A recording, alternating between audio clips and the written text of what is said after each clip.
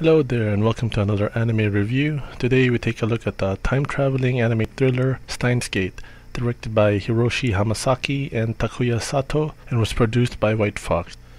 This wasn't in the top list of my anime to watch because quite frankly I thought it was one of those cutesy harem moe type animes, and I wasn't really into that. Even trying to watch the first episode I was really apprehensive and was really trying to fight the urge not to watch it. But I'm glad I didn't give in to my emotions because around near the end and the beginning of the second episode, it really started moving and I was fracking hooked. I powered through this anime in one sitting and I'm glad I did because it's such an awesome anime. The story is about a group of inventor scientists in the Akihabara district in Tokyo. The chain of events that is told in the anime started when Rintaro Okabe and Mayuri Shina went to the Radio Kaiken building for a conference.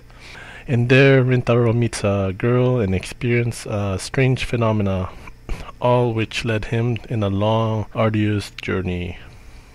The presentation was very well done. The anime is great. I love the opening and the ending credit songs, and the characters are animated well. There's no change of quality throughout the season.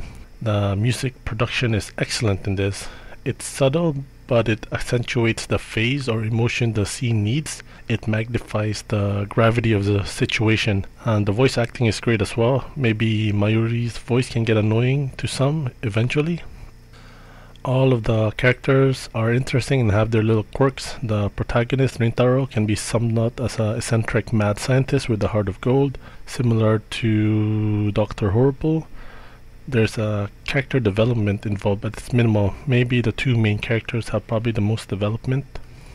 The story is what really sets it apart from its competitors. The anime's premise is time travel, and that can get convoluted with nonsensical aspects of it, but the anime made it work. It touched upon the advantages and the pitfalls one can happen to come upon when affecting things in the past. It utilized some of the popular theory behind time travel and the methods to be able to make it happen. And the story progressed without Deus Ex Machina involved to conclude the story. I love the sci-fi time traveling genre. I'm such a big nerd fan about it, but to me it is so interesting. So if you can't tell, I've seen a lot of these types of shows, movies, animes, and I've actually read up on it, so I'm glad that Steins pulled through. That was such a breath of fresh air, and it's so epic, something that's like currently missing with the current animes that's being released recently.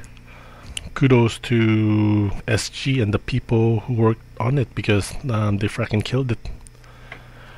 This was one of the more realistic, gritty time-traveling shows out there I've seen for a while. More so closer to the butterfly effect or continuum. They took a realistic look on issues and psychological or even logistical events one can face during time travel, and they tried to portray a theoretical solution to it.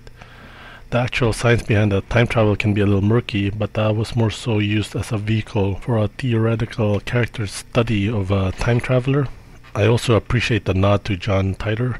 If you don't know who he is, Google and you will find enough information about this internet meme. But if you're a big cyberpunk computer person, you should know who.